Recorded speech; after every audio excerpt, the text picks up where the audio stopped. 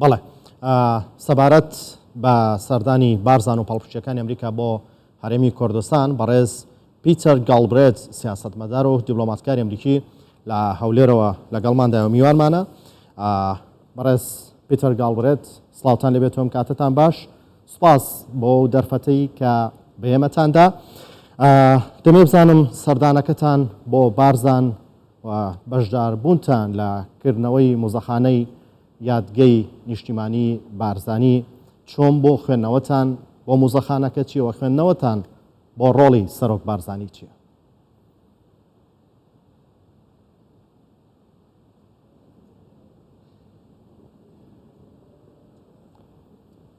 Well, I have many reactions to it. من زۆر کاردانەوەم هەیە لەسەری، زۆر قسەم هەیە لەسەری. پێشە شتێەوە شوێنێک بوو کە 16 جار سووتێنراوە بردومان کراوە. بەڕاستی هەستێکی سەیرە کە لەوێ مۆزەخانەیەکت هەبێ، لەوێ یادگەیەکت هەبێ، یادگەیەکی نیشتیمانیت هەبێ، مۆزەخانەیەکی نیشتیمانیت هەبێ لەو شوێنە بەو شێوە جوانە کە ئەمە کەسایەتێکی زۆر دیار و خەپاتگێڕێکی زۆر دیاری کورد بووە بارزانی نەمر کە هەموو کەلوپەلەکانی لەوێ کۆکراونەتەوە، وێنەی لێدانراوە و زانیاری لەسەر نووسراوە هەموو وێنەکان لەبارەی بارزانی نەمرەوە و لەوێ ئەو شتەی کە سەرنجمنی ڕاکێشا ئەو سێ گومەزە بوو کە هێما بوو بۆ سێ ئاینە جیاوازەکە کە لەوێ جودیایزم و کریسیانەتی و ئیسلام کە لەوێ بوون کە ئەو زۆر پاراستونی و بابەتی ئەنفالی بارزانیەکانی تێدا بوو و دوای ئەوەی کە سەرنجمنی ڕاکێشا گۆڕێکی زۆر سادە و پێشمەرگانەوەکەوەی کە خۆیڵێ لە گۆڕێکی وادا نێژراوە و من خۆم من لەبیرمە کە دوای ڕاپەڕینەکە سەردانم کرد و ئەو ژنەم بینی کە تەمەنی تەمەنێکی با بڵێن لە ناوەندەکانی تەمەنیدا بوو و وێنەی پیاوەکەی هەڵگرت بوو کە هیچ سۆراغی نەدەزانی، شوێن بزر بوو و هەموو ئەو سەرکوتکارانی کە بەسەر کووردا هاتبوون لەوێ نمایش کراون و بەڕاستی کە چوون بینیم شەرەفی ئەوم پێ بڕاکە بەشدار بم و لەوێ لە نزیکەوە هەموو شتانە ببینم. بەڵێ کۆبنەوەی بەرپرسان و نوێنەرانی وڵاتان لە بارزان چ پەیامێک لە خۆ دەگرێت؟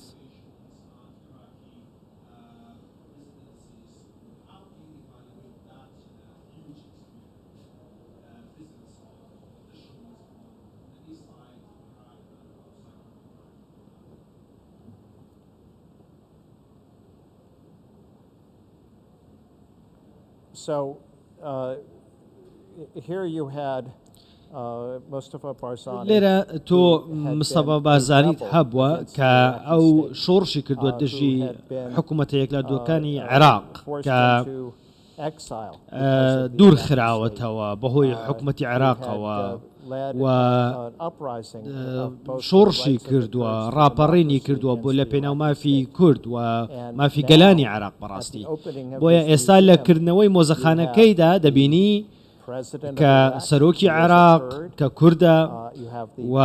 سەرۆک وەزیرانی عێراق هەیە کە لەگەڵ ئەوە سەرۆکی پەرلەمانی عێراق دێن و وەزیری دەرەوە وەزیرەکانی دیکە دێن لەوێ بەشدار دەبن. بیرۆکەکە ئەوەیە، قسەکە ئەوەیە کە لە وڵاتێکە کە پێیان وابوو کە کورد دوژمنیانە و جینۆسایدیان کردن لە ناویان بردن و مستەفا بارزانیان بە کەسێکی لە یاسا دەرچوو دەناسان، بەڵام ئێستا دەبینی خۆیان دێن بە شەرەفەوە بە شانازیەوە کە سێ سەرکردەی دیاری عێراق، سەرۆک کۆمار، سەرۆک وەزیران، سەرۆکی پەرلەمان، پێم وابێ وەزیری دیفاعیش لەوێ بوو، وەزیری دەرەوە لەوێ بوو، لەوێ هاتوون مۆزەخانەکەی بۆ دەکەنەوە، خۆیان بە دۆستی کورد دەزانن، خۆیان بە هاوڕێی کورد دەزانن و ماوەیەکی زۆر وەکو بێرنات کۆشنەر کە لەوێ بوو کە ئەو کاتە وەزیری دەرەوەی فەڕەنسا بوو هاوڕێیەکی نزیکی منە کە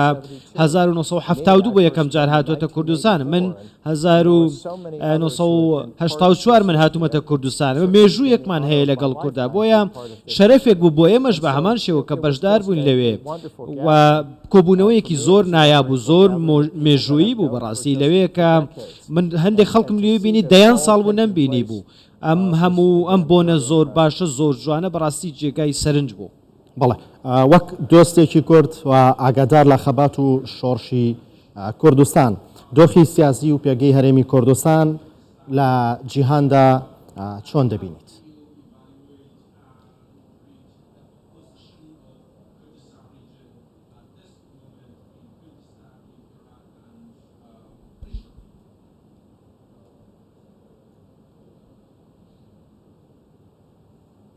Well, you have to appreciate just دەبێ how much پێزانینت هەبێ بۆی کە چەندت کردووە چەندت بەجێ گەیاندووە تا ئەوەی کە مستەفا بارزانی کردوێتی لە ساڵی 1970 کۆچی دوایی کردووە وڵاتەکەی خۆی بەجێشتوە ناچار بووە بە دەیان ساڵ بەجێ بێڵێ دوای ئەوە ئەنفالت هەیە دوای ئەوە بۆ وردومانکردن و لە ناوبردننی هەموو شار و گوندەکانی کوردستانت هەیە دوای 1991 سیرکە لە 91ەوە کورد چی کردووە گەیشتوێتە کوێەوە خۆی بەڕێوە با حکوومەتی هەیە و بۆتە سربەخۆیەکی دیفاکتۆ و کورد خۆی بەڕێوە ئەبا لە هەرێمی کوردستان لە بەشەی هەرێمی کوردستان لەگەڵ کریسیانەکان لەگەڵ ئێزیدیەکان لەگەڵ هەندێک لە عەرەبەکان شتێکی جوانیان بنیاد ناوە شارێکی جوانیان بنیاد ناوە وڵاتێکی جوانیان بنیاد ناوە و دەبینی سەیری سولێمانیە کە سەیری هەولێر کە سەیری دهۆت کە سەیری بارزان کە 16 جار سووتێنراوە بردومان کراوە بەڵام سیرکە چەند جوان گوندێکی چەند جوان بوو بۆیە کوردستان چیتر نابێتە با بڵین حکوومەتێکە کە دەتوانێت خۆی ئیدارەی خۆی بدا خۆی بەڕێوە ببا و بە تەواوی ئەتوانە بڵێم سربەخۆیە بە باوەڕم وایە کە زوو یان درەنگ کوردستان دەبێتە وڵاتێکی سربەخۆی زۆر جوان لەوانەیە 10 بۆ 20 ساڵی دیکە بەڵێ زۆر بە گرنگی و باست لە ڕۆڵی مەلا مستەفا بارزانی کرد و بە تایبەت باست لە قۆناغی دوای ساڵی 1991 کرد لە هەرێمی کوردستاندا ڕۆڵی سەرۆک مەسعود بارزانی چۆن دەنرخێنن لە مێژووەوە تا ئێستا بۆ بەهێزی پێگەی هەرێمی کوردستان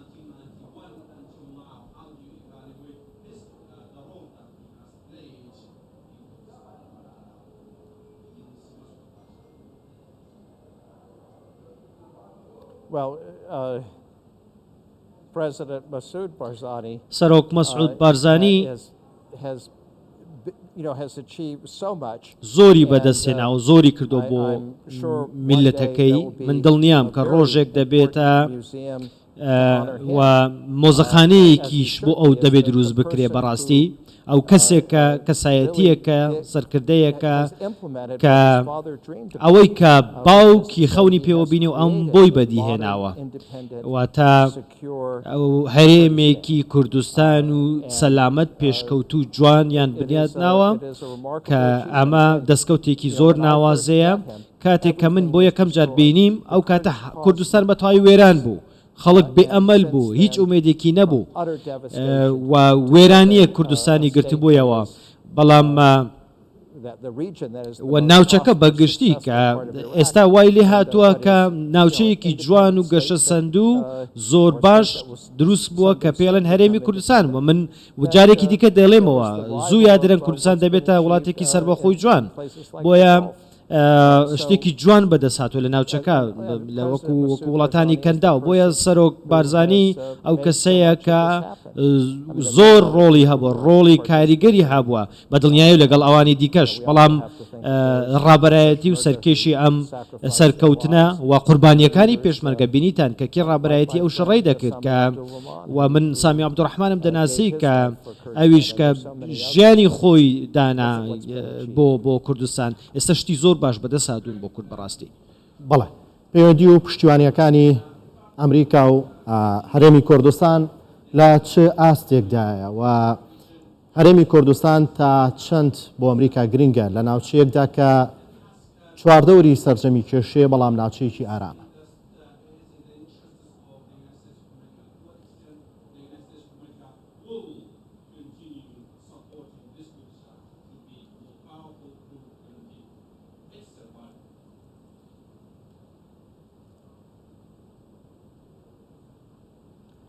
Well, I think the survival